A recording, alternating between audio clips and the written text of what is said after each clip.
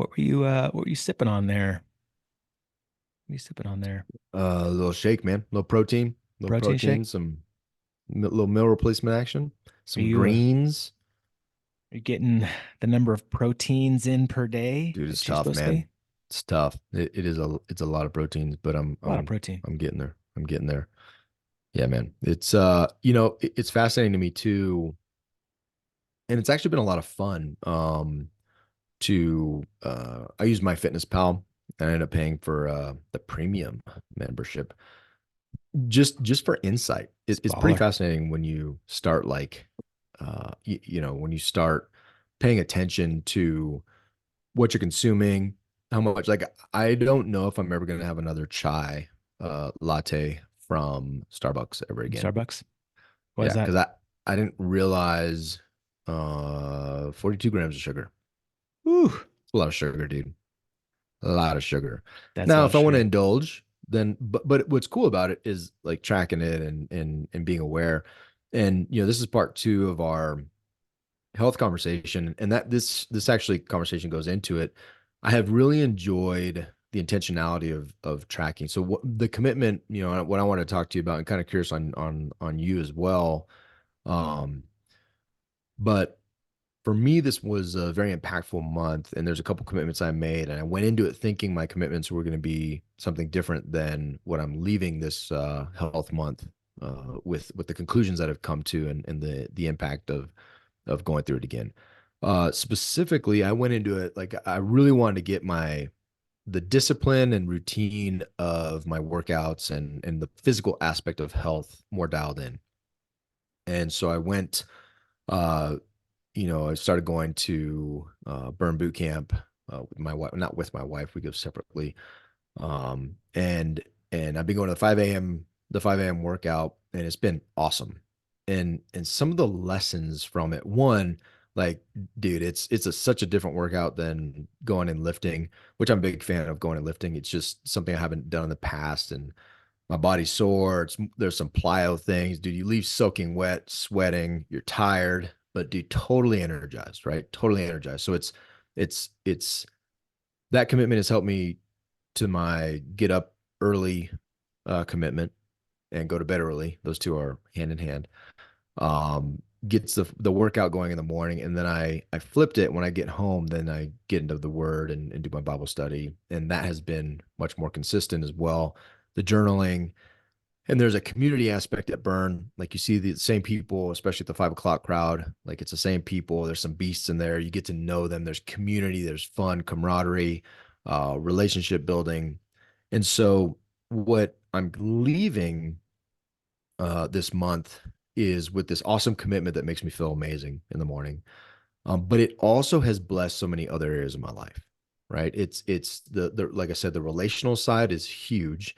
We touched on that last episode where that is like more significant to longevity and quality of life than really anything you can do. Is that relational side and the community side. The spiritual side, I feel great after the workout. I'm completely energized. The endorphins are going, all that stuff is going. So my time in the Word has been more productive, more fruitful, more focused, more joyful. So my spiritual health is going up, and my time with God, which is those two are like the pillars to start my day. The physical and the spiritual are like those are critical for me to have a great day. The rest of the day, it sets the tone, and it helps with everything, dude. Like, it's causing an overflow effect in areas of my life. But that's what I think is fascinating about health, is if you're intentional and you put a why to it and you commit to it and you're accountable to it and you have a group of dudes that you're surrounded by that are also committed to bettering themselves.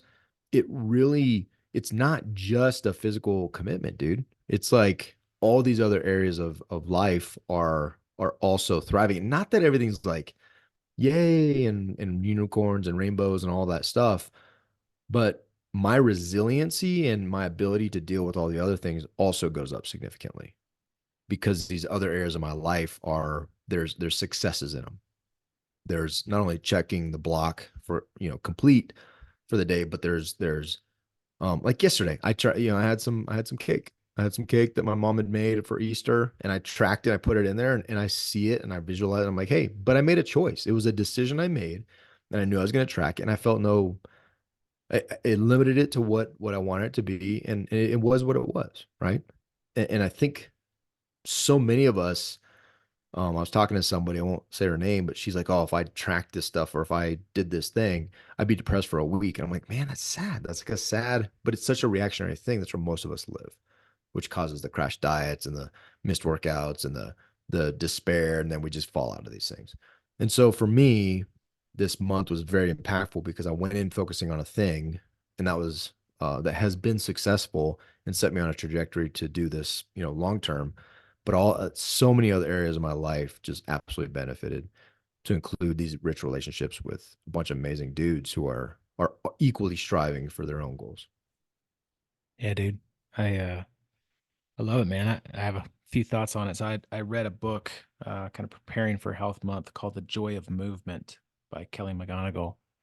And what I've noticed significantly with so I've been pretty disciplined most of my life on like exercise and working out. And like if I have like I'm a routine guy, I'm a checklist guy, right? So like if I create a checklist and I stick to it to create a habit, like I'm pretty good. Like I'm pretty disciplined, and my wife like calls me the most disciplined dude ever. And it's just I get in a routine, man. I'm a habit guy, and so like that's never been a really big challenge for me.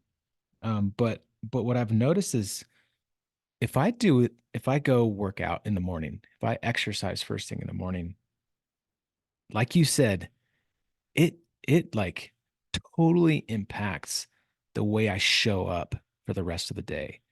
Like I'll go from the to the gym from 5 a.m. to 6 a.m., get home about 6:30. That's right around the time when my kids are waking up to get ready for school.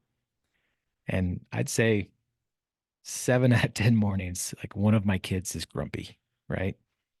And so like that could have an impact on me. Like that could change my mood pretty quickly too. And sometimes it still does. But like if I come home from the gym and I'm all fired up and like I'm high on life and joyful and like sweaty and feeling good, like that changes how I show up for my kids when they wake up grumpy.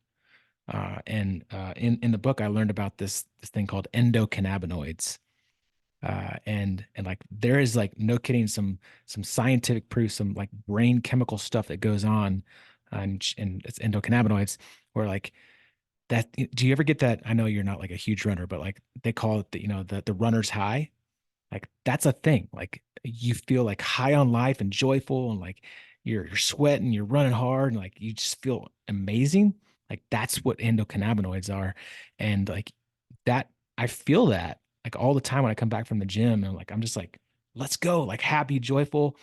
And that then has an impact on my family, on my kids, when you show up with just a big smile on your face.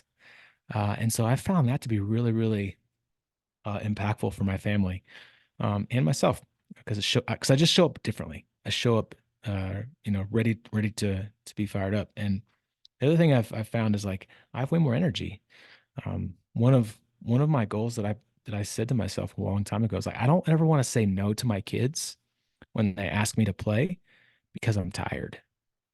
Right? It's like being full of energy is important to me, and I think the more you get up and are healthy and you exercise and you're eating well, it has a major impact on your energy level. And I've rarely to never say, I can't play with my kids because I'm tired because I don't have enough energy, even after a full day of talking to you all day long. So I it's mean, that's been super energizing for you. You get invaluable insights. You get incredible accountability. You also your eyes get to feast on this face, which is in and of itself a blessing of yeah, proportions that I don't know if I could necessarily quantify at this point.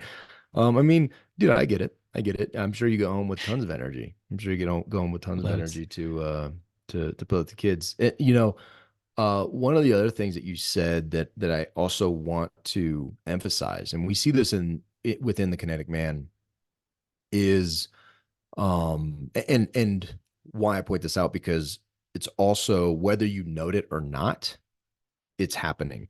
And that's the power of influence, right? So the things that we do when our kids see us come home and we're all sweaty and we're gross and all that kind of stuff and we're full of joy, like that has an impact on them too, right? So like I've started doing, I come home, get the, get stuff ready.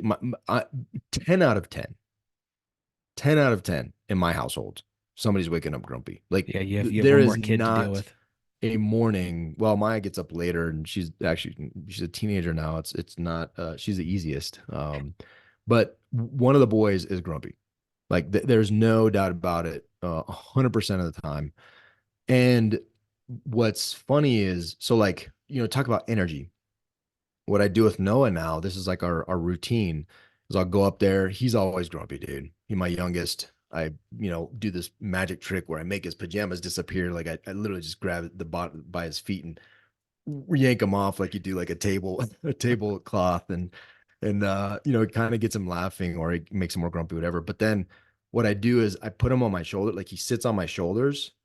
And I told you we used to do like the carry. Now it's evolved. The He koala sits on bear my hug. shoulders and I run down the stairs. I don't hold his feet. He has to hold on. And I sprint down the stairs, turn the corner super hard. And like, he's like, like just having a blast. Right. And if I wasn't, there's, I mean, he's not a tiny dude anymore. And but it's not something it's not particularly challenging. But like I have a lot of confidence that I'm not gonna like if I fall down the stairs, like it's gonna be bad, right? Yeah, that'd be a bad day.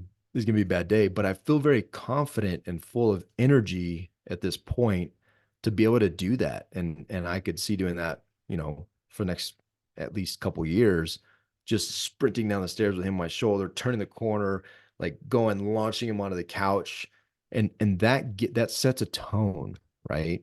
And not only to our kids and to our family and the culture of our household, which is now the Erica, I mean, is a gym owner and I'm committed to this gym and our kids see that stuff. But in our group, dude, like I noted for me personally, I don't know, I can't speak for any other dudes, but for me personally, a lot of guys, yourself included, have stopped drinking. Well, that's not important to me. To stop drinking is not like a goal, right? I don't have I'm almost agnostic on like the obviously alcoholism, absolutely terrible, but in moderation, like I have no issue with it. But because of who I surround myself with, I drink significantly less. And I say significant, it was, I think at the top I was drinking maybe a couple beers a week. But like now, like I just don't drink at all and I don't miss it and I don't think about it. And a big part of that is just because the dudes I hang out with just are committed to not drinking, right? And that same impact goes with sugar consumption and how we eat and working out. Like, dude, it just doesn't work to be in our group of men and not think about these things. Like it just doesn't work. Like it just feels weird. And so you either what happens, we don't, it's not like we force through hey dude, you're a kinetic man, like you have to work out. We don't, like that's not the conversation. It's just guys just start doing it and committing to these crazy hard things. Then the rest of the dudes around them are like, oh man, I gotta step up my game. And like Mark Cox, like, oh, I'm doing 75 hard for the third time. I'm like, oh okay, well I Yeah, mean, is 5 o'clock in the morning like that hard of a thing? And then Pat Anderson's like ripped, and you're like, okay, can I maybe eat a little bit more healthy, be more conscious? It just the power of those dudes are being surrounded by. Well, don't ever forget you have that same power, and you are exuding that same influence, right? And we need to be conscious of that because if we truly care about those little human beings that we say we love, then like we need to set the right example, not just in our words but in our deeds. And that's exactly what these things are, right? yeah, dude. There's a. I was looking it up. There's a quote from James Clear that I think is really powerful. He says, "Join groups where your desired behavior is the normal behavior in the group." Like the normal behavior of a kinetic man is to be healthy, create daily habits that are forming us into the type of man that's going to live and be at the 90 percentile mark of the VO2 max so you can briskly walk upstairs when you're 70 years old, right? Like that's the group. And so when you join that, like you're going to naturally want to do that and be a part of it. And what's interesting is like people start to one up each other, right? Like, like Oh yeah. remember when we did the burpee challenge and Yeah, I like we were remember I tracking that ended up stuff. having to get a shot in my back because I You hurt yourself. seized up because I hurt myself. What's also cool, man, is I've noticed like my kids, like when we were on spring break, I got up early and we were in Arizona and I went for a run. The next morning, I come back and I'm all sweaty. Next morning, my daughter woke up early and I was like tying my shoes and she's like, Daddy, can I go with you? I was like, yeah, let's go. And so like she strapped on her shoes, got dressed, and like we went out for a run. My son the other weekend, like went and grabbed some weights from the basement and came up. He's like, Daddy, look at me, I'm working out. And like he started like lifting, like doing some bicep curls, right?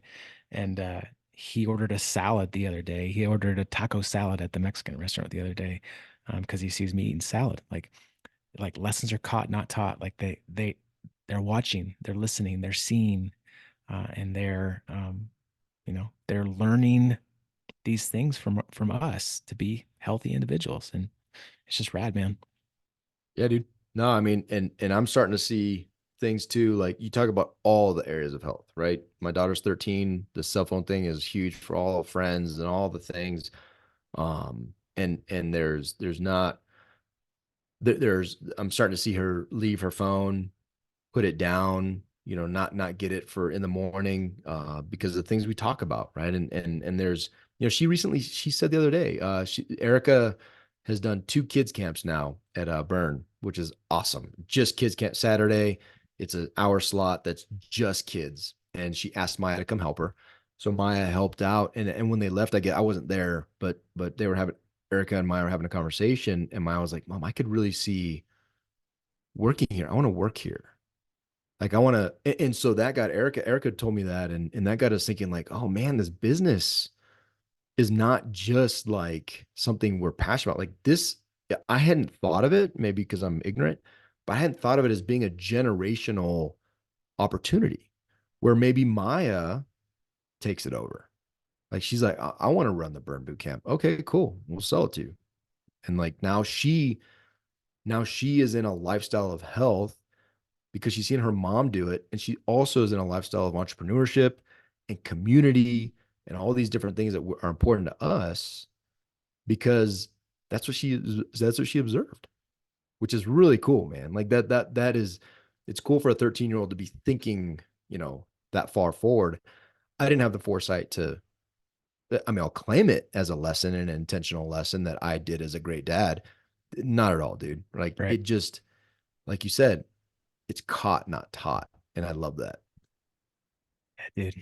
Hey, one last thing that was on my mind this month, and it kind of was around the spring break time frame, but our good buddy Matt Heron, who's in our group, said something on our call a couple days ago, and we hit on being healthy and getting into new habits and routines, but I get pretty like narrowly focused on that. And in the past, I would get pretty upset with myself and negative towards falling off of that, right? And my performance coach Alex Racy says like, "Hey, live in a B minus world. Like as long as you're a B minus, like you're doing great." But I was always in this like A plus mentality, and so like recently, I've learned to give myself more grace. And when I do have the cookie, when I do eat the 3 enchilada plate with beans and rice, when I do miss the morning workout at the gym, I'm not as hard on myself as I used to be, and I give myself more grace because that allows me to get back and eat well the next day or go to the gym the next day and catch up. And so like that's been really powerful for me this round of health month, is just to live in the B minus area and to give myself a little bit more grace when I do miss because I am human and I'm not a robot and I'm not going to live in the A plus world. Um, so that's been powerful for me this month Yeah. And I love that, man. And I would say though, the B minus world you're living in reality, does it not feel like an A plus world? for sure, Like, you know what I mean? Like it just feels different, right? It for just sure. because even that lesson of gratitude and grace. Like those are two things that men are really bad at giving themselves. For sure. And dude, when you do, that B minus is actually it feels pretty dang good. One thing because you mentioned his name, people catching things and relationally, Matt is one of my favorite human beings in the world. And there's a text he sent me yesterday. Again, this is the power of just intentionality. He said, "Hey, any kinetic activities next Thursday?" And I love it because that text says so much, right? One, it says he acknowledges that we love him and he loves us and we want to hang out. But I've had two or three comments this week on people that have said, "I love how you and Stu are committed to your Thursdays being the day that you guys do your thing." Right. Our realtor, he made a comment yesterday. He's like, "I love how you guys do that." Like, do people know? Like, ah, like I'm just having a call, Goody, unless we're together, right, on the Thursday. Like they know we're doing something. They're invited, whoever they is, most likely, but they just know because the level of intentionality and um, those life decisions and commitments, whether it's working out, whether it's hanging out on Thursdays, whether it's, whatever it is you're doing, it has an impact. And Yeah. so again, I don't say that to pat us on the back. I say that because everybody listening to this has that same level of influence and power. You just have to acknowledge it, recognize it, and leverage it, right? Leverage it for the benefit of others and to add value. Last two things. If you're in Colorado, and if you want to come hang with us for those, kinetic connecting events on Thursdays, there's a little banner at the top of our website. It says, "Come join Dave and Stu." Like, click on that, fill out your email, and you'll get added to the regular invite list. And two, also, if you're in California, specifically if you're on the west, not California, Colorado, if you're on the west side of Colorado, Goody, let's plug Burn Boot Camp. Tell us about the new venture that Erica's in. Oh yeah, man. No, it's awesome. We recently acquired Burn Boot Camp, and it's been a huge blessing, man. Not only does it feed the entrepreneurial desire, but more than that, way more than that, is just this community of folks coming together who are focused, like minded on physical fitness, but also like just the environment, man. That like it's such a cool environment. It's not something I had experienced in the past. And so I appreciate you mentioning that. It's the Burn Boot Camp Bear Creek. If you're interested in coming out, and I will most likely see you at the 5 o'clock a.m. I'm trying to bring more dudes, man. I'm trying to bring more dudes and get some men out there. And because I tell you, these I've heard it'll there's kick your some butt.